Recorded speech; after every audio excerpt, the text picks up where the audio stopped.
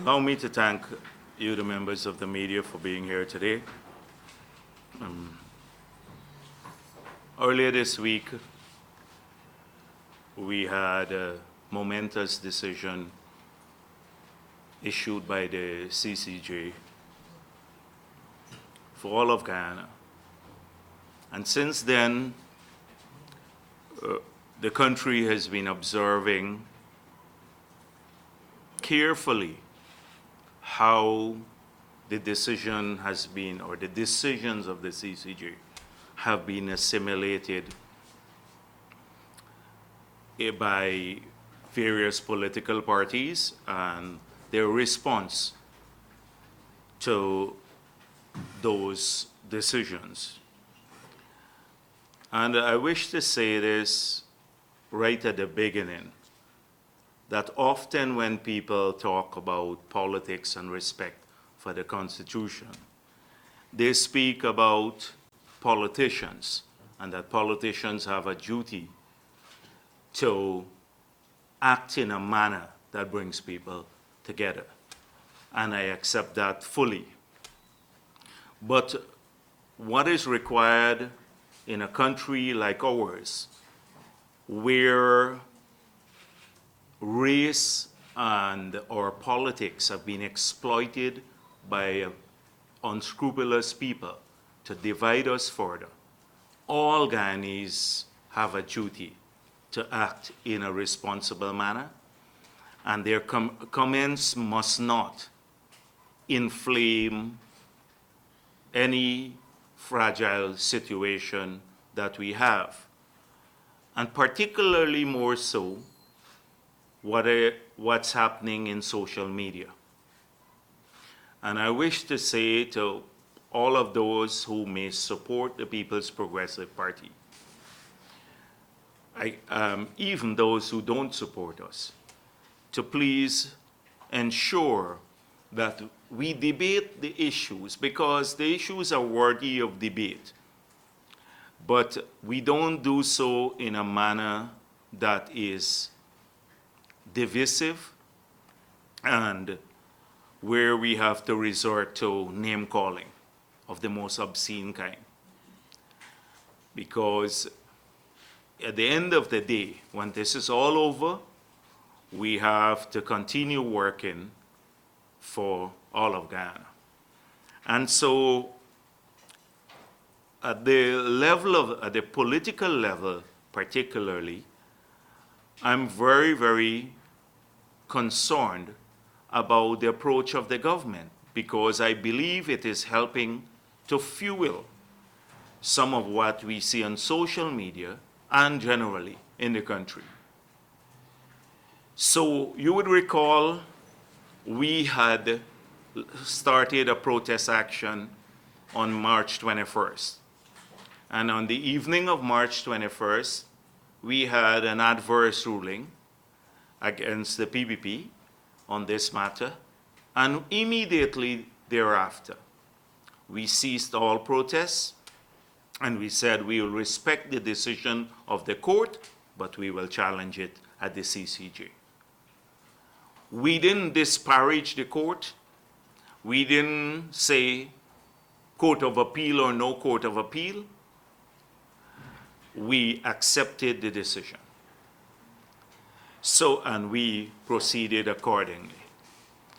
So since this decision has been issued by the Court of Appeal, or the decisions have been issued on the two main issues, the commissioner, the chairman of GCOM, and the no confidence motion, the government has publicly pronounced that it fully respects the decision of the court. But its utterances from senior figures have shown a different picture, or told a different story. So this is causing, it poses the question to me, are they really genuine in accepting the decision of the court? So when this is what the president had to say, he says, I fully respect the decision of the court. But this is what he had to say about the appointment of the chairman of GCOM. I have never gone outside of the Constitution. If they tell me the process is flawed, they must let me know what the flaw is. There is no way I can see the decisions I've taken were flawed. This is a president who is just his decision to illegally, unilaterally unilaterally appoint the chairman of GCOM was just adjudicated at the highest court that is available to Ghana, and they said it's unconstitutional and flawed. And he is saying, there's no way I can see the decisions I taken were flawed. And they need to tell him why. And clearly, if someone had advised him, in a very well-reasoned judgment, the court told him why. The court told him why. And we always knew this. In Guyana, everyone excepting the president and a little cabal knew that you could not act unilaterally because the unilateral appointment of chairpersons of GCOM had been part of a negotiated process and done away with in that process. They had replaced that with another formula. Everyone knew that.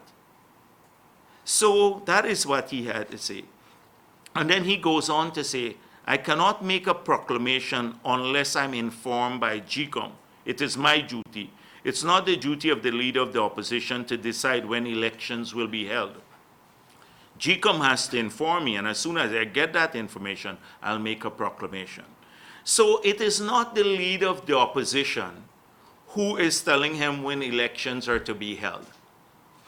It is the Constitution of Guyana, Article 106(7) of our Constitution, not Jagdeo, not the leader of the opposition. And the court has just said that that section is applicable because of the valid passage of the no confidence motion.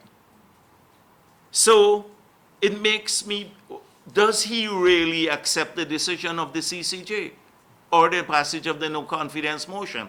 And this is a comment he made on June 19th. So inviting in the chairman of CARICOM, the Secretary General of CARICOM, to tell him that I love CARICOM and I love the decision, I would respect the decisions of the court, mean nothing when we have on the same day utterances of this nature from the president. It just shows that he does not understand the implication of the ruling, and he's unwilling to accept them. So that is very, very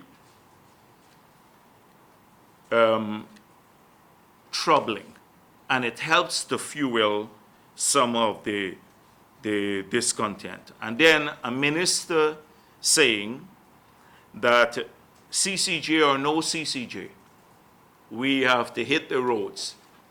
You know, how does this help? So what have we been doing? I'll come to this issue and I'll tell you a bit about my positions on the way forward. I do not want to, on that issue, be comprehensive because, as I said on Tuesday when I spoke with the media, the consequential orders have not been issued as yet, and the court has mandated a joint process to see if we can reach consensus. So I do not want to speak extensively about the elements of the consequential order that we're seeking. We discussed those with our lawyers, and they will put that in when they draft the documents.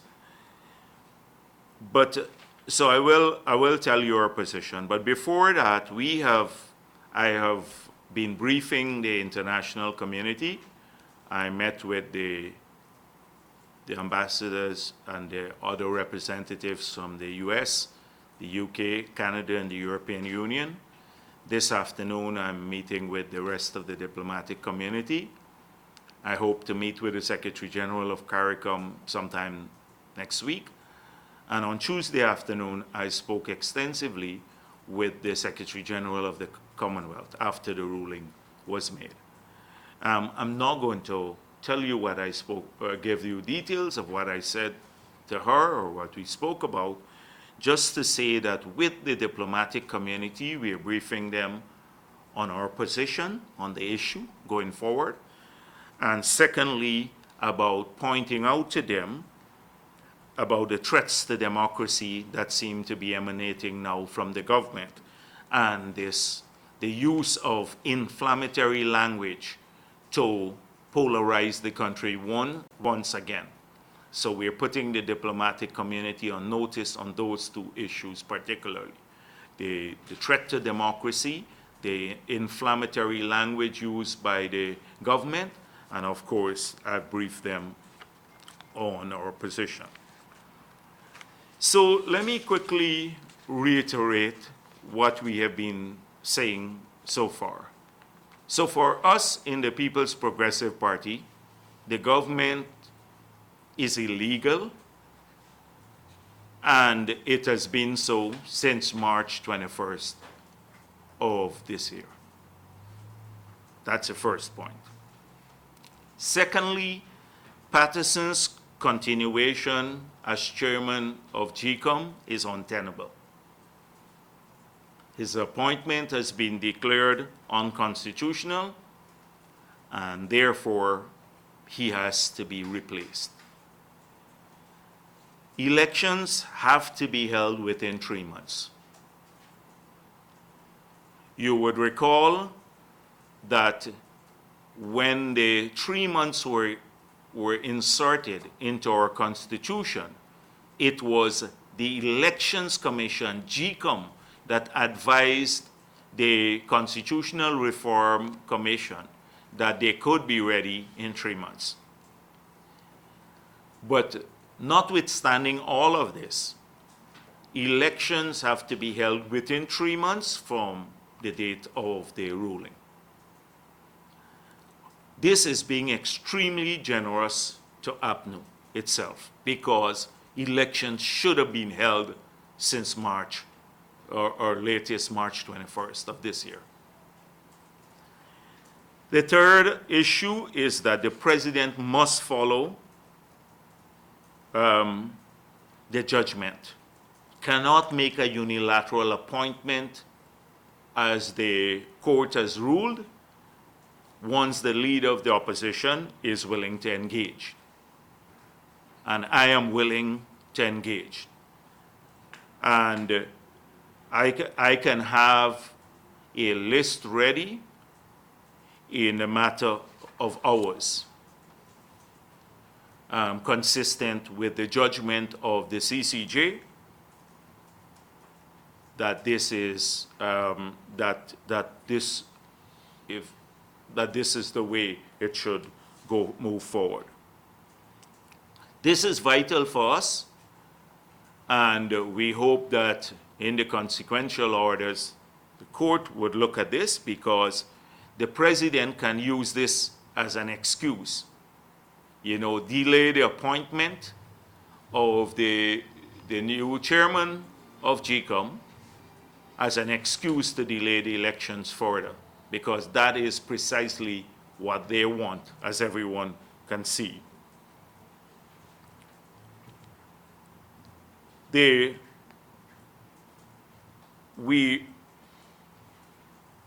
We have to move forward, consistent with moving forward. This is a fourth point. Within 3 months, we believe that they can be ready. The PRO said that they can be ready earlier in the year. The CEO said the list was clean. And let me just say that the current list, appropriately updated, consistent with the Representation of Peoples Act, can be used to facilitate those elections within 3 months.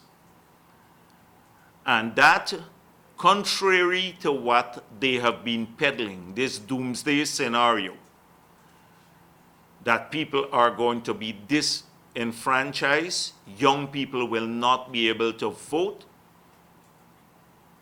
that is a falsehood. That is a total falsehood. So this is what the president said. Another unhelpful comment that is totally wrong. He said the current list is outdated and corrupted.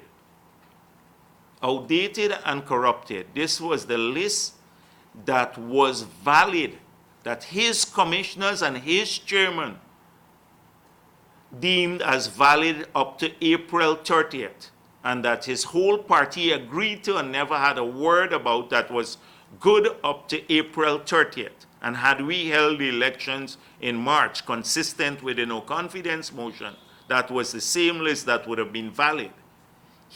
Now, suddenly, this list is outdated and corrupted. It may hold as many as 200,000 incorrect entries. So this is first time we are hearing it may hold as much as this. Another wild speculation and misleading statement on the part of the president. What's more, this is continuation, I'm quoting him, what's more, those who have reached the age of 18 years since the last elections are not on it. So I don't understand which elections he is talking about. But let me just say to you that since 2015, there have been at least 3 cycles of continuous registration. And these 3 cycles were done to update the National Register of Registrants, which is the NRR. There have been 10 cycles of continuous registration, giving people an opportunity to register since the last house-to-house registration. 10 cycles. So in July last year, the last cycle of continuous registration came to an end. And anyone who was 14 at October 31st of 2018 could have registered. So if you were up to October 31st, 2018, if you were 14 years at that time, you were eligible to register in the continuous registration process last year. That's up to if you're 14. So everyone knows once you get on that National Register of Registrants and you're 14 years old, once you attain the age of 18, you then your name gets transferred to the OLE, the official list of electors. You're on the voters list. So this falsehood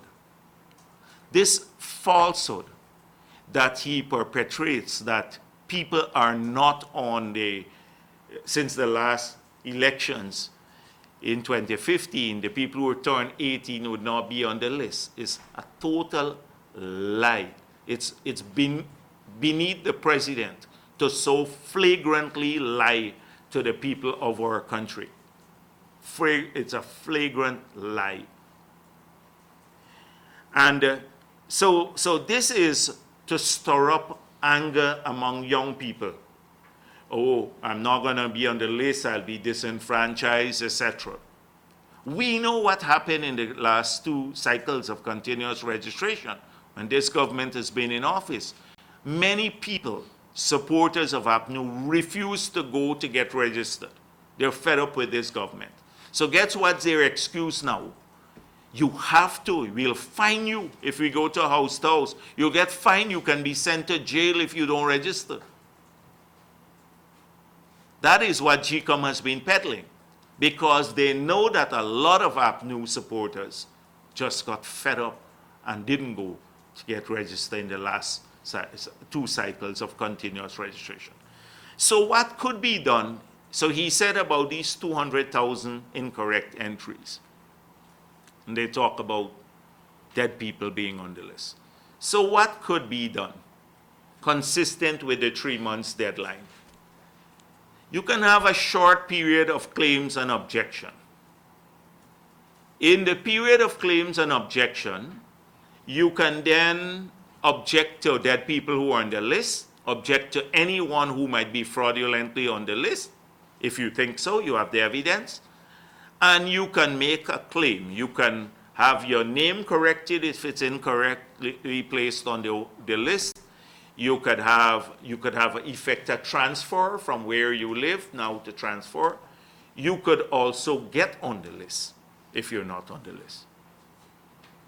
That doesn't disenfranchise anyone. And you can do so in a short period consistent with the 3 months. Consistent with the 3 months. Now, what about getting dead people off the list? I made a proposal right here about how that could be fixed. I said, why don't they get all of the people who have expired? They do it on a continuous basis. GCOM has the authority to remove people who have passed away once they get a death certificate from GRO. So why not get all the people who've passed away for the last 10 years, send from GRO, publish their names, send the list to the 2 parties, and then remove everyone. It's simple as that. And GCOM is empowered to do this without having to go to house-to-house registration. And people can get on the list without a house-to-house registration. And most of them are already on the list, young people, or their names would be extracted from the National Register of Registrants. So nobody will be disenfranchised, etc. That is what they're hoping to work on. This house-to-house registration is a ploy to delay the elections because they can say, oh, November, and what if something happens? GCOM is now ready. Or in November, they produce a list that is flawed. A house-to-house registration. Say they miss 50,000 people who they didn't go to register them in the hinterland or somewhere else.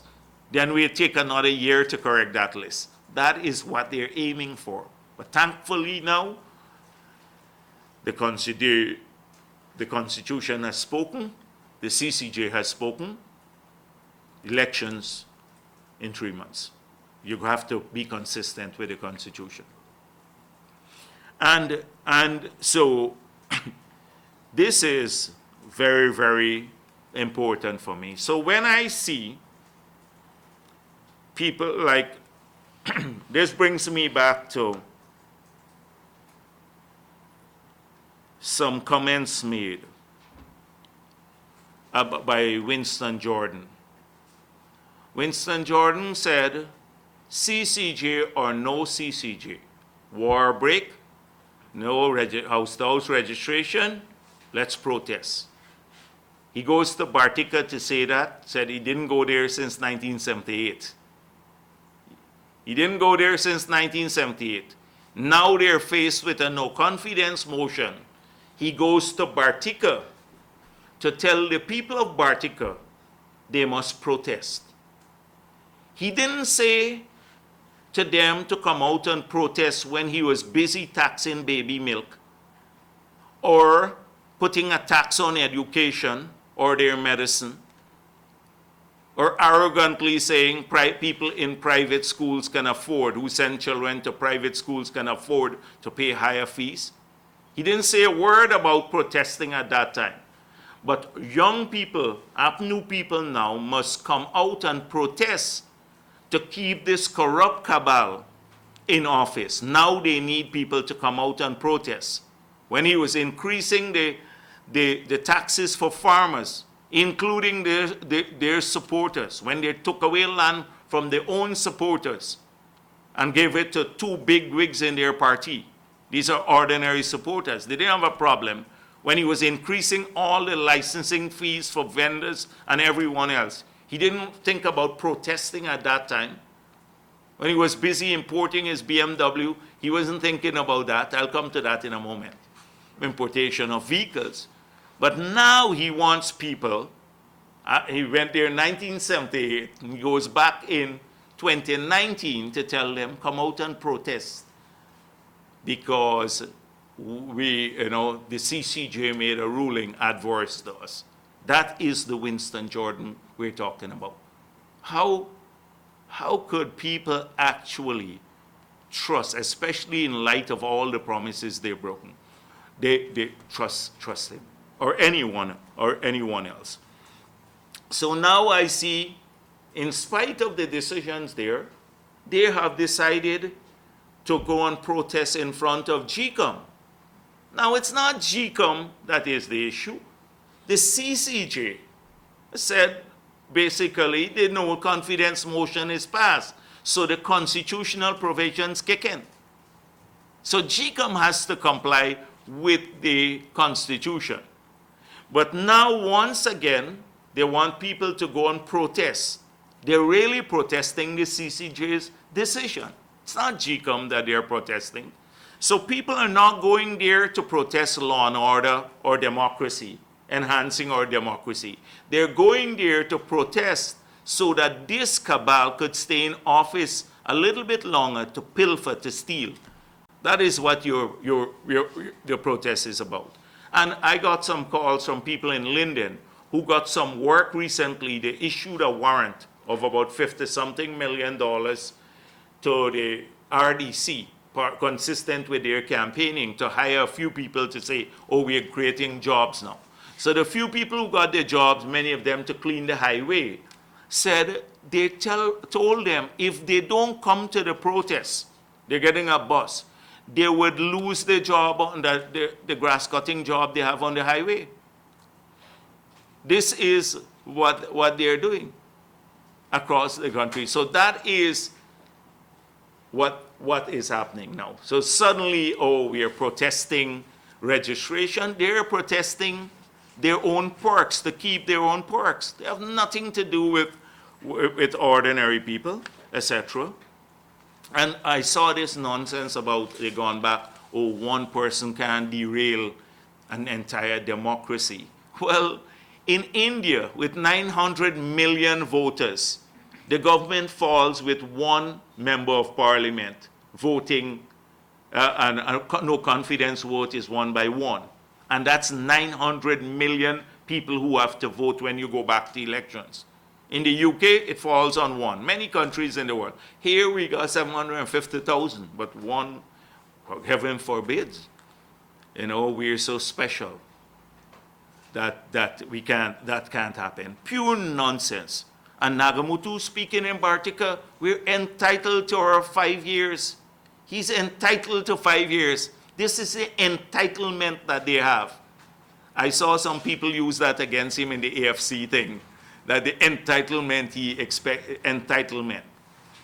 So he's entitled to 5 years. When they went and challenged the use of the ID card that they had agreed to through the Esther Pereira case, they sat and agreed to use ID cards with the PPP. And after the elections finished, they lost it. They went and challenged it as unconstitutional. And we lost 2 years of our term. We weren't entitled to 5 years. And just recently, when they were coming with a no confidence motion against Ramatar, we weren't entitled to 5 years. Now he's entitled to 5 years. Of course, he started packing up last week, from there. So this is what we're getting from this government. And so if people are misled by this cabal once again, they're just doing it for themselves. They're desperate. Many of them are worried about what will emerge after the government changes, the exposure of the corruption. They're worried because it's large scale, but I will come to that in a moment. So I just wanted to make sure that our country understands this, that once again they need ordinary people, ordinary APNU supporters. The elections are coming again. Neglect after all the years. Now you need people to protest. On the second issue, the IMF.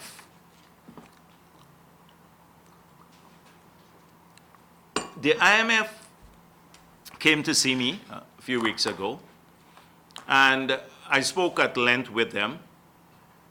And I said right at the beginning, I hope I'm not engaged in a public relations exercise, because I'm done with that.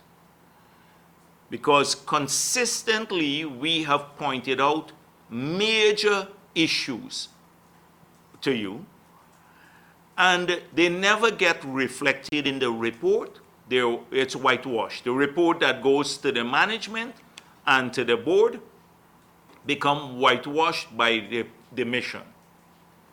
And I said, it better we don't meet. I don't have to waste my time. We don't meet if you're not going to reflect these concerns that impinge on long-term management of our country and economic management. These are not political issues. So I spoke about several matters. I spoke about the rapid growth in recurrent revenue, not revenue, recurrent expenditure, and the growth in recurrent expenditure not supporting business activity or the creation of jobs or the economy, nor supporting welfare, that is education or health or housing. The rapid growth in recurrent expenditure to deal with perks and privileges. I pointed out several areas. I can repeat them here, but they total several billions of dollars. I've done so in the last year extensively. I don't want to extend the press conference too long. But I pointed out how billions can be saved and redirected to job creation and to the economy, to welfare of people. I said to them, we can reopen the sugar estates without even increasing recurrent expenditure because of the fat you can cut off from several places. We can do more. We can restore the grant to the soldiers and everyone else and pay public servants more if we redirect expenditure from the wasteful schemes that this government has put them in. So that was the first point. The second issue had to do with the transparency. And so I noticed that in this report, you can't expect everything because these missions tend to be straitjacketed. They look mainly, the IMF was set up to look at balance of payment activities. You know, the sustainability, fiscal sustainability, the twin deficits, fiscal and BOP sustainability. So they don't get too much in governance issues. So when you see even a hint at certain things, you should realize that it's worrying. And so the IMF said in the report, the mission encourages building on recent progress in strengthening transparency and governance. So we spoke extensively about transparency and governance and how this government has been corrupt and has violated all of them. I gave them instances of the breach, the wanton breach of tendering process, and how we are putting public money and loans at risk. So let me give you one sentence here from that paragraph. In addition, the recent reestablishment of the Integrity Commission has resulted in over 50% of politically exposed persons and other required officers making declarations within the first year. So this is becoming a pattern in the Kaichor news. And today I have to make no apology for this. Today's headline in the Kaichor news says, 50% increase in assets declaration for politically exposed persons. Totally wrong. This is a tampering with the IMF report to make the government look good.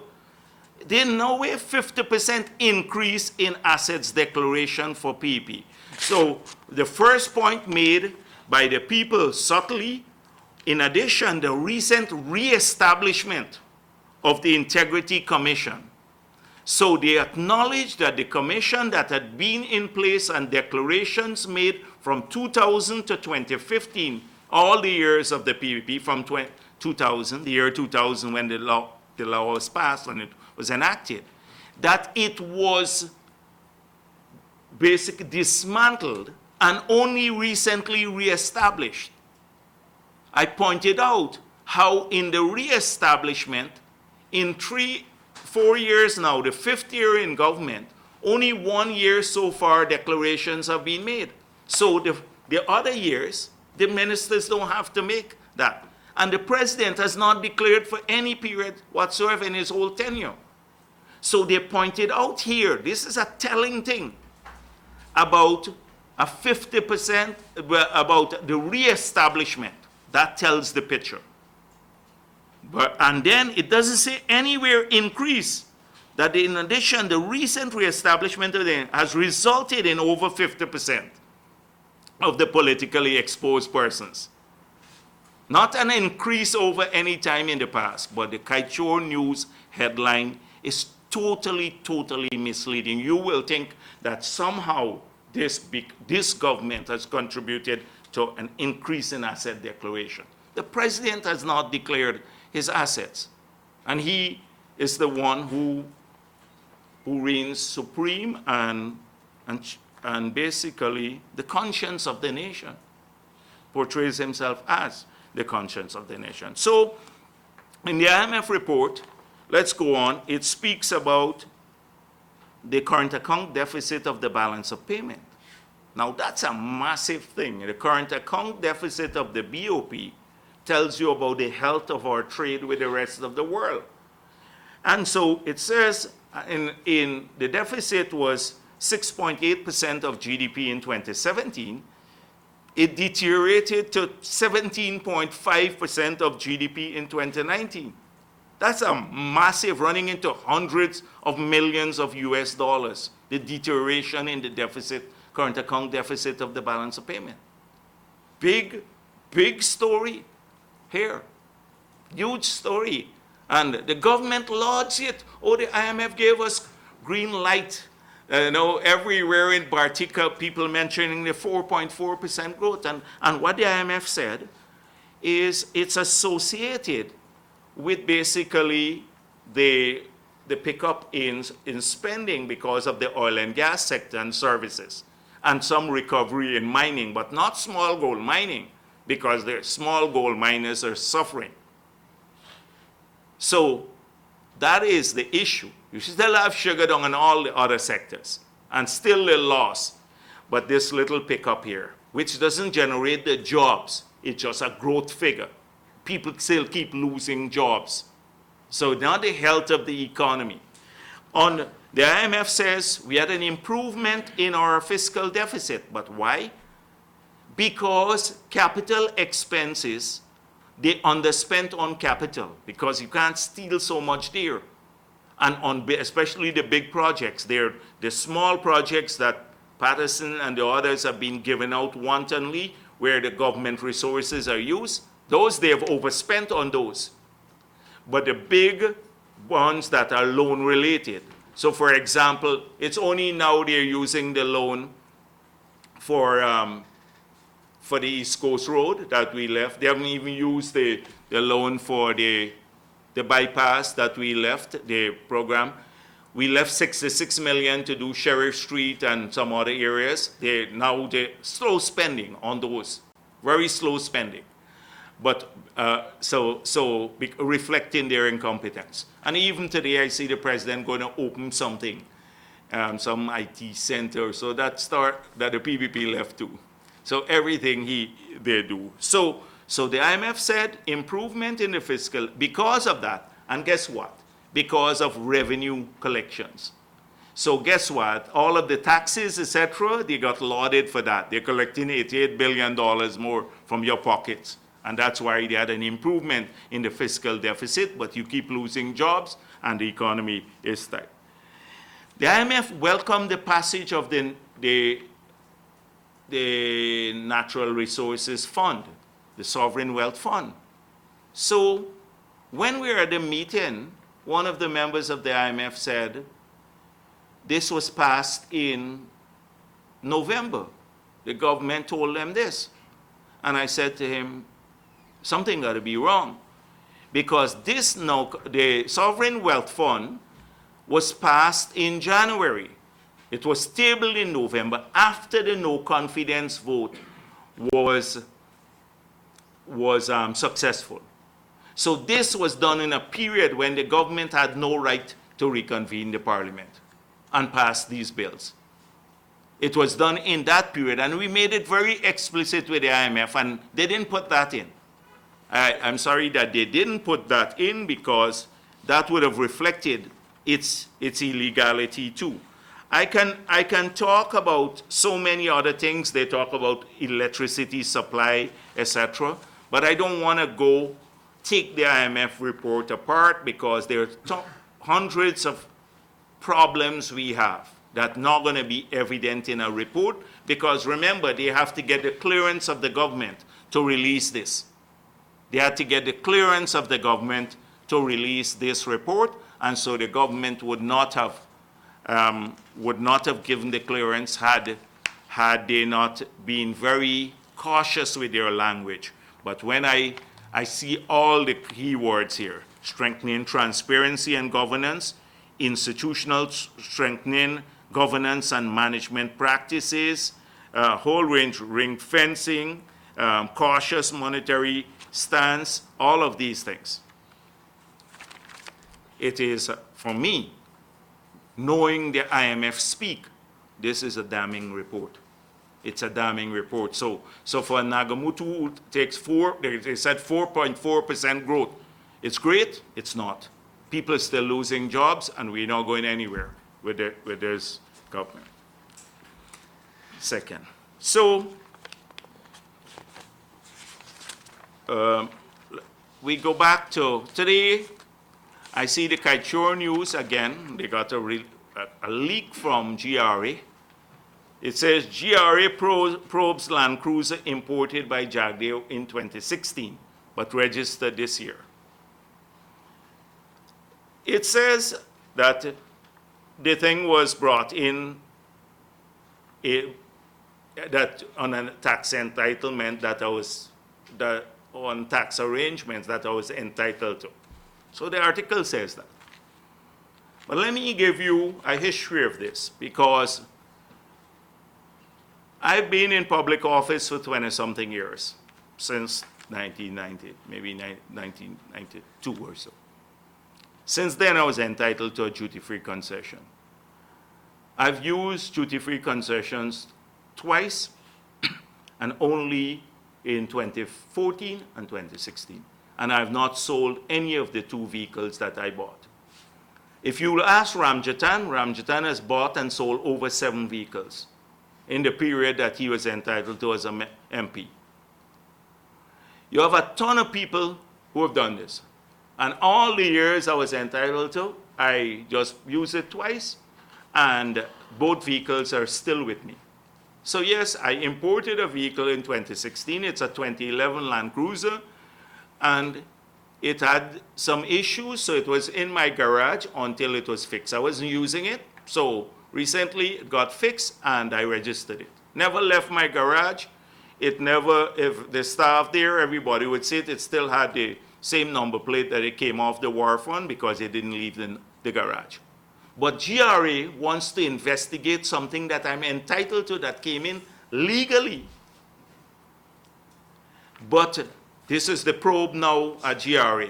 But last week, until now, a deafening silence, which is characteristic of the government. What about the 2 Land Cruisers that came in May, and that you registered in March to a PNC bigwig, and you sold, from what I gather, for $400,000 each, the Land Cruisers? $400,000 they sold it to without any public auction and backdated the registration. What about those? What is Stacia talking about? Stacia suddenly lost his mouth. He's lost his mouth. He's disappeared. That's one. 2, What about the want of entry charges, the vehicles that came in, the luxury vehicles, that they took off the list and never advertised? Last week I saw them advertise some want of entry vehicles. If you look at the list, it's the old, Galleon or Allion or whatever, something like that. The old vehicles, the luxury vehicles never make it onto that list, but big notice, we're advertising want of entry vehicles. I'm talking about the over 100 vehicles that came in, that some of them are in the hands of big businessmen who paid bribes that didn't have to auction for them. Some of these vehicles are sold, and Benz for less than $1 million. And they, about 8 ministers, we have information, and they know this. That is why they're looking at probing Jagdeo now. The 8 ministers, relatives of them, 8 ministers got high-end vehicles for at a low price from GRA. Without any auction. They don't go to auction. These vehicles never made it. Silence again on that matter. Stacia can't speak about that. He could have easily called in the Auditor General, as I said, to probe the whole thing, how this happened. But they're running behind me now, what I did with my vehicle for the last 2 years. It's in my, that is it. So let me show you something else from GRA. So you get a copy of this. On the 14th of May, GRA handed over to the PNC 585 bottles of Hennessy, 2,564 bottles of Absolute Vodka, 1,572 bottles of Johnny Walker Black Label. There's serious liquor here. 104 bottles of Smirnoff and 168 bottles of Ciroc. You don't want me to read the type of Ciroc. Apple, coconut, mango, peach, pineapple, red berry. I didn't even know you had these things too. 4,993 bottles of high-end liquor to the PNC, 14th of May. Now, if you say $5,000 a bottle for one of these things, on average, or lower, that's $25 million. $25 million here. Why doesn't Stacia talk about this? Shouldn't there be a probe of this? This is what's going on. And I'm sure half of these were sold by them, etc. Let me tell you about the information coming to our attention is that the money, Amnali said it's PNC money that was used for the Buju Banton show. We're still going to hold her to that later. But from what we gathered, it's government money. They bought at least 8,000 tickets at $5,000. That's 40 million. Then another 10 million was given to the promoters. But of the 8,000 tickets, only 4,000 were distributed. 4,000 were resold, and they collected on the side $20 million from the 4,000. That is what's happening. And prominent in one of these things is a person who's been buying towers for cheap too. Who've been buying towers for cheap. And so I'm giving you some clues. So if you want, you can track some of these issues too. So this is what's going on at GRA. It's a wanton rape of the resources of the country. And this is how they, and I must say, they're using the Kaichor news to make excuses all the time. I thought this was done with, and that people would once again have some credibility and really go after corruption. I thought it was done with, but it seems as though it's never ending. So then the scrap metal contract. The scrap metal contract, look at what the Gaisuco managers have been saying. Imagine they're calling on the president to investigate NISIL, to remove the head of NISIL. They want a probe into the divestment of assets. This is not Jagdeo. These are Gaisuko people calling for this. And President Granger has not responded. And he said he's there to fix Gaisuko. No answers on the towers. They're gone deafening silence again. Nobody is answering that. You can't get answer from them. So the scrap metal contract, which we gathered they collected bribes for at Wales, we gathered it run into billions of dollars. When one man came to me and he showed me some of these, apparently some flywheels, that huge old heavy things that they had there.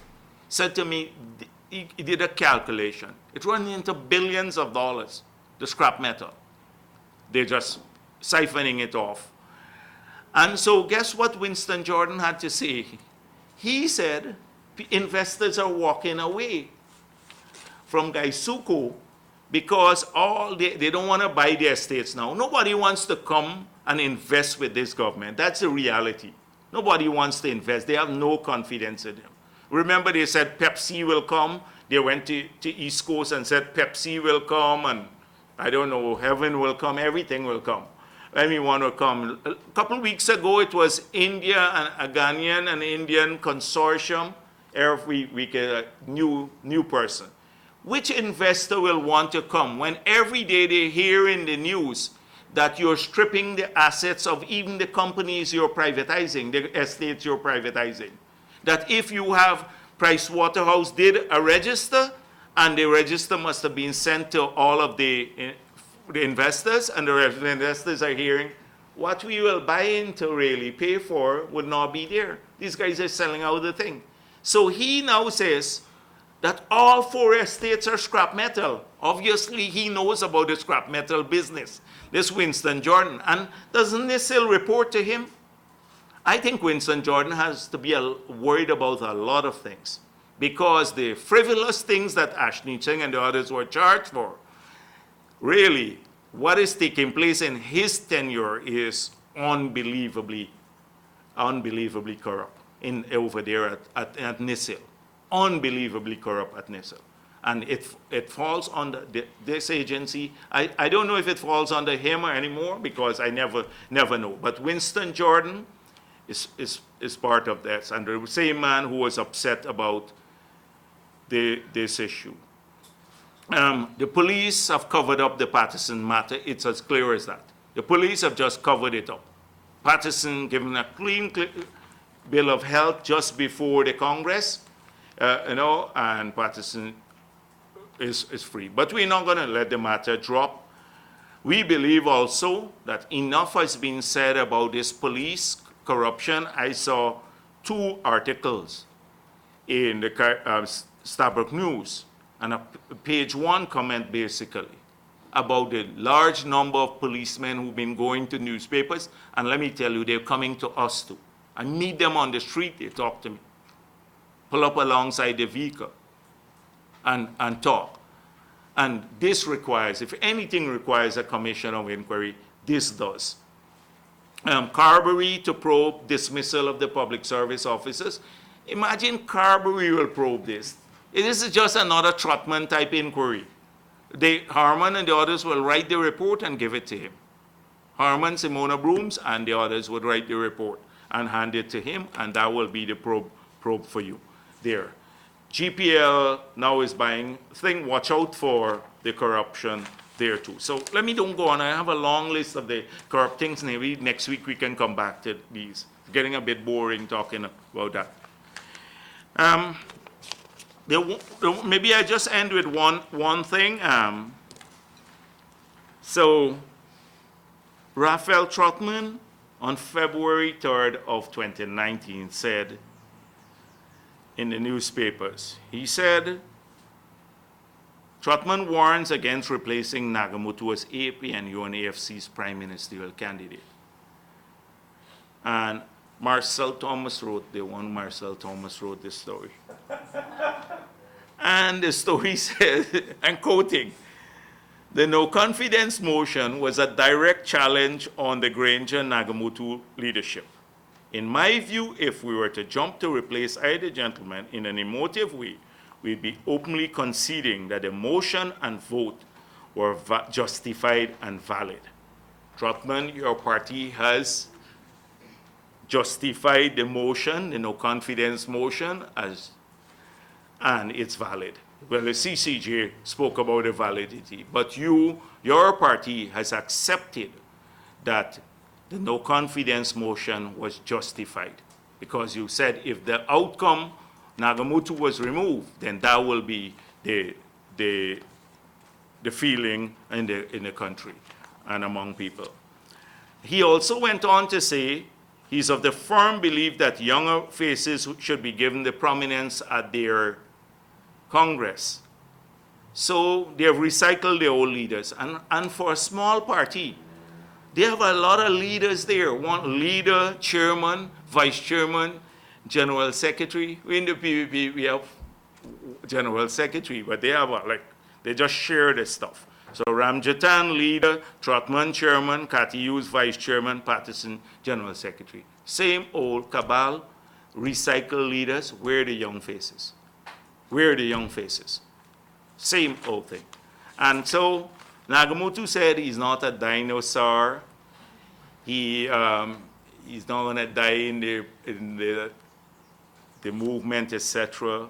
He's a little pathetic now. I noticed he wore his green shirt now at Bartica. So he moved from red to yellow.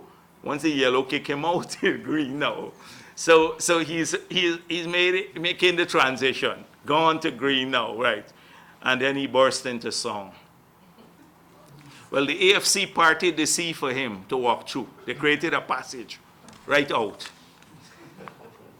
You know, because he likes to compare himself to the biblical Moses, you know. Of course, he's nothing near that, but that's it. And so, let me just go about with the Kaichor news again.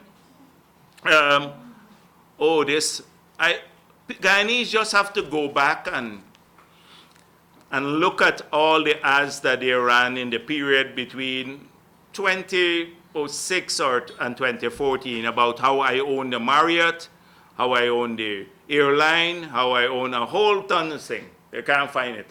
That used to be their daily thing. Suddenly, I gave away the oil blocks too. And let me just say, I don't have anything to justify. Let me just say, in my 12 years as president, I've never given out a single new oil block of all the blocks given. Of all the blocks given, not one signed by Jagdeo. That's one. And two, Ramatar explained in great detail. Ramatar explained in great detail in a press release how the blocks were given out. But I suspect this is part of an engagement between APNU and this newspaper. You notice they're shifting. Suddenly it's about Ramatar and Jagdeo and Robert Prasad. Not about Trotman and Granger and the corruption on all of the things. And the blocks that were given out after on the same terms and conditions at a time when we knew we had oil. We had proven reserves. That was established proven reserves, 3 billion barrels. Nothing about that. Nothing about the ExxonMobil, who went up and who funded wedding and all of that. They don't worry about that any longer. And so it's once again election season, so blame the PPP again. This is the typical thing from Kaichor. And so the ads keep running all the time. So first I wasn't included, now I see they had to throw me in now. But it doesn't matter because I believe that I made it clear, everybody made it clear.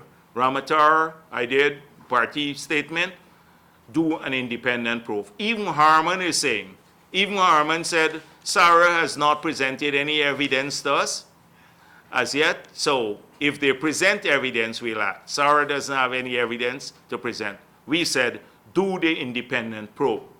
And whoever is at fault, let them face the penalty. If it requires punitive action to take back the blocks, that's once you find wrongdoing. But this is a campaign now to shift. They know that the issue is about shifting. And so Jordan told people in Bartica the no confidence motion was about oil. And Jordan should be the last one to speak. He should be in jail now for misleading the country. Remember what he said. He said, we never requested, nor did we receive the signing bonus, when he had given instructions to park the signing bonus abroad, to park it. He knew about it. A year and a half he hid it and lied to the people of this country. If we had legislation like the one we are passing, what we intend to pass to criminalize non-disclosure, Jordan would have been in prison for 10 years. 10 years. That is it. So that's all I have to say today. Sure. Consensus between the two sides. And yesterday the party leadership was meeting and the presidential candidate did mention you coming up with a position. Are you prepared to give the government that position anytime soon or before Monday?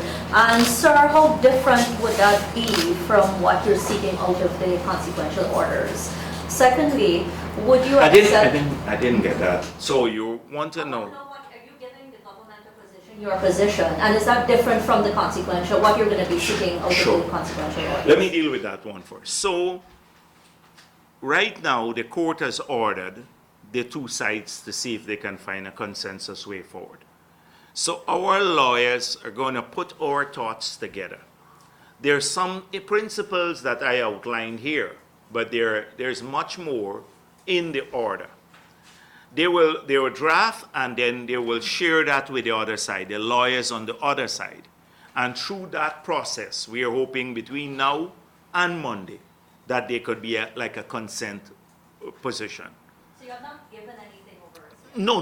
The lawyers are working on that to share with the other side. Do you have a timeline? Yes, they have to do it quickly before we have to report back on Monday. So I'm hoping by today or tomorrow that goes over. So both sides can work over the weekend, getting positions to share with their lawyers. So right now, the lawyers will be the medium through which we will seek this consequential order.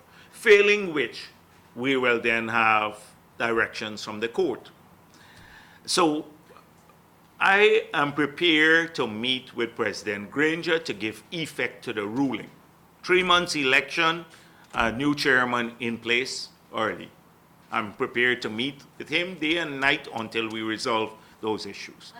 And then there's one point I missed about what takes place. If he's so worried about what takes place in the polling places, I said to him one time, all right, you worried that a couple of people on the list, the dead people and stuff. We're worried about it too. GCOM can clean it up. But let us have a huge presence in the polling places, every polling places. You let the state pay for two supporters of each party to sit and oversee the process. So you don't have, let's put in video cameras and everything else in these places so that you don't have anyone cheating. So even if they're like dead, nobody can come and vote for them, because the parties would be vigilant. So we can pursue that sort of engagement if he's genuine about it. I don't believe he is. I think he wants to delay the election, but I'll give him the benefit of the doubt. At this time, if one of the orders is that we give GCOM a chance beyond the 3 months, are you willing to accept that to prepare for elections? The court can rule anything, but that is why, if the court ruling itself said elections had to be held within the 3 months, and 6 months have passed, how could a court give beyond what the Constitution would have given from the time of the ruling? It does not make sense. So that is why we believe that it will be to uphold the Constitution, but treat it as though it is passed only today, or the day the judgment was issued. One clarification. Are you going to accept the funds that were passed in the National Assembly, $2.9 billion? They don't need that. The GCOM had $5.2 billion, $5.1 billion given to them as a lump sum, consistent with our laws and the constitutional status. That money should have been in their account. It is supposed to be paid over to GCOM the second month after the signing of the appropriation order by the president. And that would have been February. They should have in their bank account 5.2 billion. This is leaving out the 3 billion in supplementary. You only need 2.2 billion for the conduct of elections. That is, they wanted that because they wanted to go to house. But clearly house to house is out of the window because that you never know. You can't even finish it by November. You can't finish house to house by November. And you have an alternative process just as credible to clean up a good list. Mr. Jagdeo, how do you suppose the matter of appointing a new chairman of the Elections Commission could be resolved in such a short time? And given what had happened before. yes, but that is why, because it requires working together. And that's why we are hoping that the courts would give some direction on that matter. You will see what we're seeking a little bit later on that issue. But we believe that it's one of those loopholes open for abuse, and therefore the court has to address that issue, where one side can capriciously say, you know, I'm waiting for 4 weeks to look at this matter, etc. So clearly time is of the essence here, and we will be making that point in our submission. Sir, regarding the consequential orders, I mean, this would only be in effect if you can't reach a consensus. The court will step in. What possibility you've seen at this time, based on what is happening in the current trajectory, that you will actually reach consensus with the other side? If the president accepts the ruling, and if he respects the ruling, we can reach consensus tomorrow. We can reach consensus tomorrow. We can put people's mind at ease in this whole country. But for the PPP, are you immovable in your position for 2 to 3 months? Yes, but that's the Constitution, not the PPP, though. Now, that is what he behaves as though this is what the PPP wants. There is a document called the Constitution of Guyana. And that Constitution is above Granger, it's above Jagdeo, and it is above political parties. And so that's what he has to comply with, not what the PPP wants. That's what we are asking him to do, to comply with the Constitution of Guyana. Okay, one of your members recently wrote the Commissioner of Police about certain statements that were made in some quarters. I would like to know from you, what confidence do you have in the police force to maintain law and order in a period where things can be a little... Our police, I have great confidence in the security forces, I've always had. But recently, I think in certain quarters, I've seen an attempt to treat issues in a political fashion. That anytime this government breaks the law, they just duck the issue or not pay attention to it. And then an attempt to magnify or expand anything that the opposition remotely does that, not even half as egregious as what they're doing, to magnify those and to launch big probes, etc., into those. So that is what I'm worried about, the trend that is creeping in, and it is confined to a few leaders of the police force that we know of.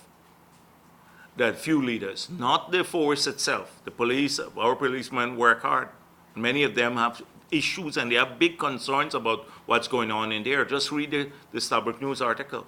Sir, one of the things that the government has been using against the PPP is this whole thing about killing many black youths during the time, the crime wave, etc. The Roger Khan situation has been one that has been linked to the PPP too as well. There are some concerns now that Roger Khan may return before elections. How does the PPP intend to deal with the concerns of young black people during that time because of what has been perpetuated by the government? Yeah. So it's like another one of those Mosley questions, you know, very loaded. And so the headline, I can predict the headline too. Because some people, in spite of all the explanations, so let me say, Roger Khan did an advertisement in the newspaper saying he was very close to the Commissioner of Police, Winston Felix. Never said he was close to Jagdeo. He was close to Winston Felix.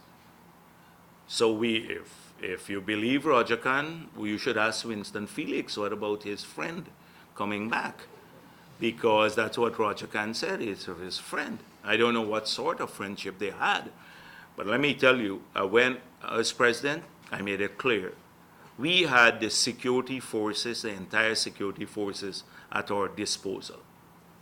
Thousands of soldiers who carry guns and cannons and weapons who were supposed to and took orders from the commander-in-chief and also from the appropriate authorities. And they were the ones who were fighting crime. Many of them lost their lives. I don't know, we needed 20 people or so to Roger Khan to fight any other force.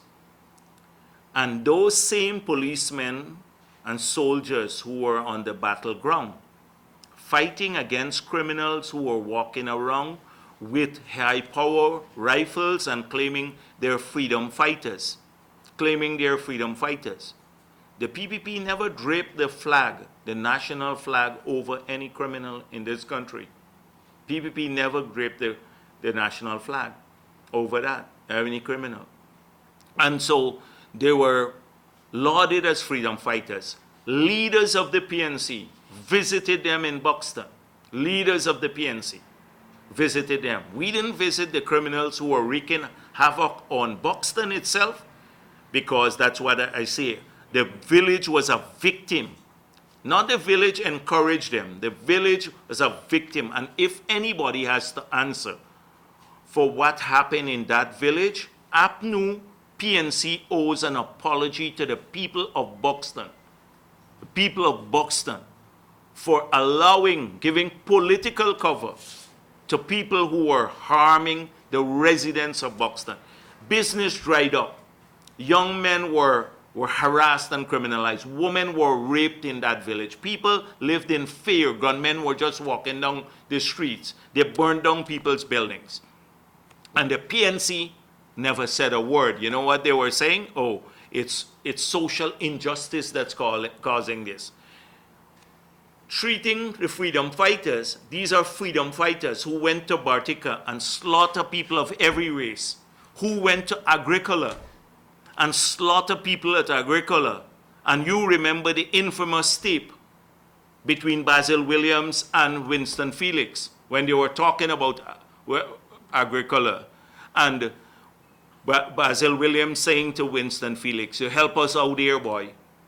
Until now, they have not explained their role in Agricola or at Lusignan every day. And 20-odd soldiers and policemen lost their lives in that period because of them cuddling criminals. So if anybody got an answer for anything, it's APNU, about the young people that they caused to be killed. And they still have to answer how people like, I think, Fecker and Schultz were killed. There are big misery about those two were killed in front of Trotman's office. Not until now, no, nothing. So if President Granger, remember he talks about the period of the trouble, if he was so concerned, why not launch the commission of inquiry that he talked about and bring in some international jurists? Why only focus on Lindo Creek and get Trotman's father to be the sole commissioner? And Lindo Creek, notice what happened at Lindo Creek. The people, Feynman accused the security forces of committing that. So that was his priority, to exonerate Feynman. Not the soldiers and the people who were killed or massacred in the other places. Why didn't they hold the commission of inquiry? We urged them to do this all the time. We said we'll participate. So Roger Khan coming back doesn't present any fear to the PPP. In fact, they may be worried. Winston, no, they may be worried about what's going on. So I don't have any apology to make. And let me go back to this list of 400. for the 100th time, for the 1 millionth time, we'd say the list was prepared by APNU, about 400 young black kids. It's not true. You had Indo-Guyanese on the list. You had people who died from heart attack on the list. You had the policemen who were killed on the list. You had the victims who were killed. You had the criminals who were killed on that list. You had I heard some people still alive who were on that list. And that's what the list they were using to stir up among in young black kids. Oh, the PPP can't be trusted. They kill you. You're not going to get a job. They used to say that young black kids can't get a job because of discrimination. Granger then went under the PP and told them they were lazy. That's why they can't get a job. When they're losing jobs now. There's no job in South. I went to Sophia, nothing. They had jobs before. That is we can stand on our record. And not that we are perfect. Not that we are perfect. Let me just clarify one thing before you yes. No clarity, no. Let me give him. It is about the very prominent. Yes, but I'm in charge of the press conference. I'll give him, you get a chance to come later. You say you have confidence in our forces, yet you are accusing the police of cooperating with Silver for a cover-up on the Denmark which feasible to prove. What made you come to that conclusion? That is, I just said they're individuals. That is it, not the police first. You heard me speak about their individuals there who take directions. These are the people that have to be probed, as the Starbuck News called for, a commission of inquiry into these individuals, the president's boys. The president boys. You know, you heard that, you read the story, the president boys. They're the ones who are breaking down all the systems in there. So not the police force, it's these individuals. You've advocated, you said a few times that there should be an independent investigation into the Stopper concession, given the illegalities that are around in CIJ. No, alleged illegalities. All of the Yes, concession. but SARA's special assistant, Eric Phillips, has said that there's no investigation. So does this mean that the PPP would have an investigation done? So Clive Thomas said there was an investigation. Eric Phillips said no. Then Retty Meyer said no. So I'm saying what's going on in there is a corrupt cabal at SARA trying to shake down a few investors. And I know that because they're going to make demands soon for those same people. Harman says he doesn't know anything about that. The government doesn't know. You want to know more about this thing than the government. Have you asked Harman, will you do a probe into all of these issues? Will the government of Guyana, forget SARA for the moment. SARA is an investigative arm. So my point is that if you want a probe, there have been allegations about everything. All the blocks. Almost all the blocks. So why not do it, if you want to do it, go that route, do it properly and credibly. Not a couple of people who are disgruntled, maybe they lost a job here or there or whatever, complaining all the time. Work out the terms of reference. Get comprehensive terms of reference. Recruit an international company or a body that has confidence of all the parties so that the probe doesn't look like a witch hunt. And then pursue that probe to the end. And then whatever the results are, you live with those. Who said that? Harman said he's not doing that. SARA special assistant Eric Phillips said there's no investigation. No, I'm not. If there is no investigation and the PPP wins the election, would a probe be up? If we have credible evidence, that there has been wrongdoing on any block, those under the PPP or APNU, we will do it. We will do it. I'm telling you that. We will. You have mentioned last week, you said that the relinquishment provision should have kicked in to ensure that Exxon doesn't have more blocks on the concession than the law allows. You have said that. So what else do you need? That's not credible evidence of corruption. I've been at this for a while. And now, while we don't make accusations against the PNC, just like what they did with us. Oh, I got air-conditioned kennels, etc. I don't say those things. When I come here, I come with evidence. I come with pieces of paper. I tell you instances, etc. That's it. So what I said, the negotiation was terrible. The negotiation, they did not serve our interests. We warned them about it. I don't have any evidence that corruption took place on that. There is a lot of suspicion about it right now, but no credit evidence as such. That is why you never see me explicitly say that. Explicitly say that. And I'm not going to, because they're my political opponents, make that claim unless there's evidence. And I'm not shy about making claims. I'm not shy about making all these claims. But if there is anything, there's anything. And then when you're in government, you have more information.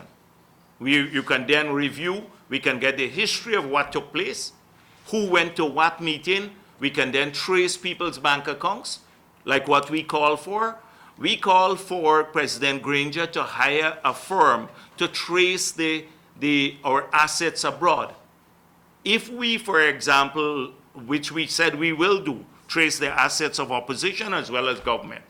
And if we trace, say, a minister's asset, and he has $10 million in the account, or anyone, then they have to explain. And then we can trace that back to a payoff for our oil company. Then that's enough evidence to take away a block. The contentions that were raised were not about how the blocks were awarded, they were about the terms and conditions of.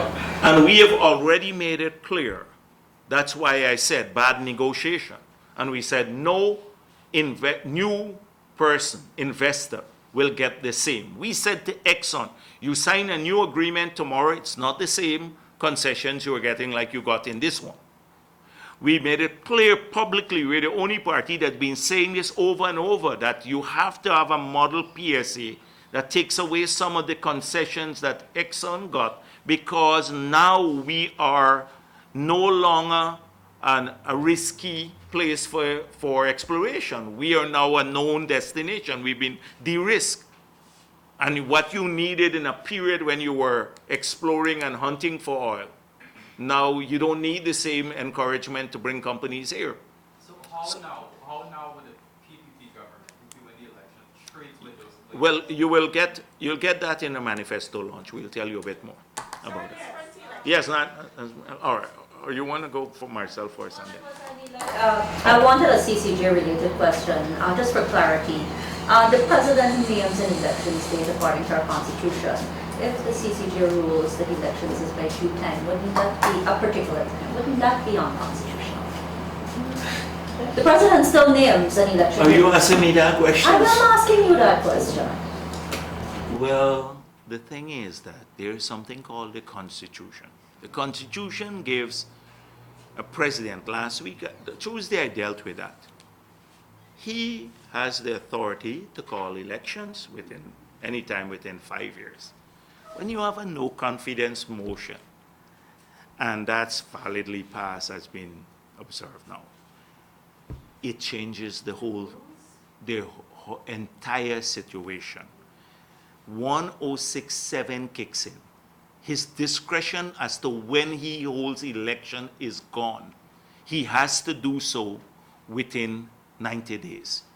But why are we treating no confidence motions as though it originated from the PPP? This has been practiced around the world for 40, 50 years. There's established practice. This is the only government that behaves like this in the entire Commonwealth that doesn't want to respect the provisions of a no confidence motion. They're unique in that sense. We have initiated something, we've created new case law in the whole world by this bunch here. They can't fix our water or electricity, but they could hang on for dear life. Trust me, they got a very tenacious grip. And so that is it. So why do we keep reinventing? That's why I pointed out the silliness of the argument, oh, Guyana needs to change because one man can't upset the apple cart. When one man can upset the apple cart in India with 900 million voters and they have to go back to vote to the elections again. 900 million people. The elections take what, 6 weeks in India? 6 weeks to vote.